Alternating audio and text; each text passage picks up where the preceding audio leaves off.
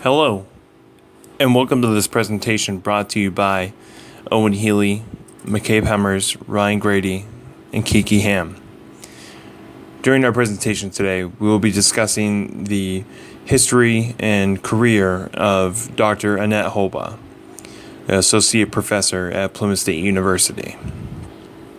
During this presentation, we will cover an interview that took place where we had an opportunity to speak with Dr. Holba and discuss her beginnings, her history as a professor at Plymouth State University, and also at other institutions where she began her higher education teaching, and how that has progressed, and how she's grown as an individual, as a philosopher, and as a teacher. So getting right into the presentation, we'll just take a look at the index and what specifically we'll be covering. So during this presentation, we'll be covering her work history, some of the jobs that she had before becoming a teacher at Plymouth State University, her career, her achievements. She's highly decorated in her field and in rhetoric, as well as leisure, and also the qualifications she has as an instructor. We'll also be looking at her entrance into higher education and the reasons and her drive for learning, the institutional history of the schools that she's taught at, also the previous university she's been to, the publications that she has, and the classes that she's taught. We will cover the work that she has done. She's written several books, including specifically the one written on Lizzie Borden. We'll cover her education, the degrees that she has achieved, and also get an insight onto her personal ideals on education. We'll also cover her tenure at Plymouth State and her department specialization in rhetoric, and her thoughts on leisure and recreation. And finally, we'll cover her home life. She is a very well-practiced violinist, and also briefly cover her marriage. So thank you, and I look forward to you enjoying this presentation. Thank you. All right, how's it going? Today I'd like to be talking about Dr. Ann Holba. So, what you might not know about her.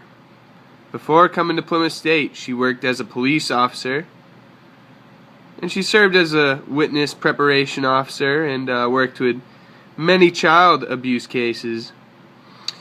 But she felt that being a police officer just wasn't geared towards what she really wanted to do. She found out that her passion was to learn and to teach.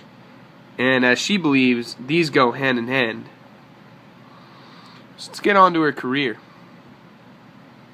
So as we mentioned, she was a full-time police officer, but the transition to teaching was seamless because she had instructed new recruits and witnesses prior to becoming a teacher. However, when she did switch over, it wasn't all fun and games. She lived out of her car for multiple years, had a full-time job just being a part-time teacher at multiple universities in New Jersey and Philadelphia. She would teach 5 classes a semester just to make ends meet. For the most part, Dr. Holba is self-made and self-educated. Now, she's worked her way up to be an associate professor of rhetoric in the communications department at Plymouth State University. So how did she get into higher education? She was raised in the 70s and she never intended on going to college. Neither parents of hers went to college either. So she sought to make something of herself and decided it was time for a higher education. She wanted to keep learning, so she gave up being a police officer and applied to one grad school. She got the assistantship. Now, when she applied to Plymouth, she didn't even realize she applied. She was halfway through her online application and stopped there. But luckily, the acting human resources director had to call her and tell her to complete her application. This might have been Dr. Holba's best choice because now she's up at Plymouth and she couldn't be happier with what she's doing. She's made an impact on many people's lives. She now teaches rhetoric, communication, and many other classes such as public. Professor Holba has taught at a lot of different institutions over the course of her life. A few New Jersey College, and she even taught at the Art Institute of Philadelphia. She's taught at a lot of schools in New Jersey, state schools, and she loved it. She taught women in crime, criminal investigation, victimology, and rhetoric. She really fell in love with teaching. She was in law enforcement and quit law enforcement to take a part-time job as a full-time job. She was teaching 5 courses a semester. She taught through summers, winters. She fell in love with teaching, particularly when she was teaching in Atlantic City and Trenton. She was traveling every day, and she loved it. She's taught many different subjects through her teaching career. She prefers philosophy, rhetoric, and semiotics, but she thinks it's fun to teach other subjects. She struggled with some, and she's liked some new things that she didn't think she would like. She taught analyzing TV for 8 years.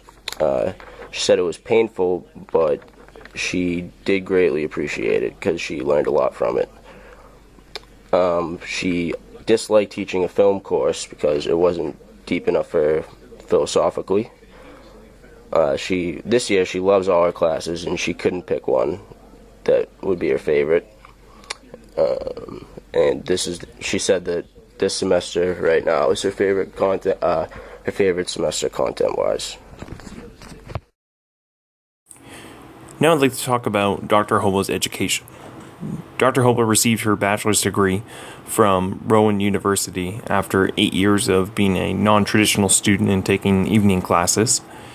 She then received her master's degree from Rutgers and received her doctoral degree from Duke University. Her philosophical influence throughout this period was Aristotle. Dr. Holba's teaching philosophy was also developed over this time, and mainly comes from her experience as a police officer, but also through her tutoring through her master's and doctoral program. Dr. Holba's philosophy is rooted as a belief in a two-way teaching method. Students learn from the teacher, and the teacher learns from the student.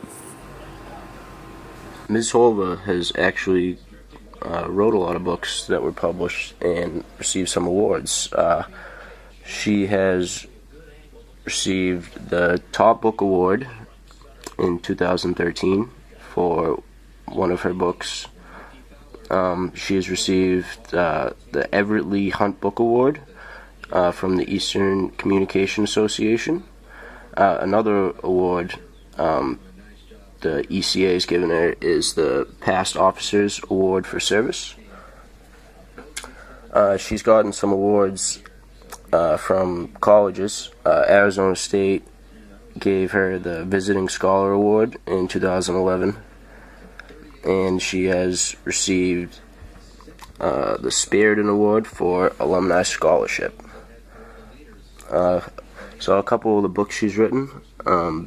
She wrote Transformative Leisure in 2013. A year before that, in 2012, she wrote An Overture to Philosophy of Communication, The Carrier of Meaning. In 2009, she wrote The Commutative Relationship Between Dialogue and Care.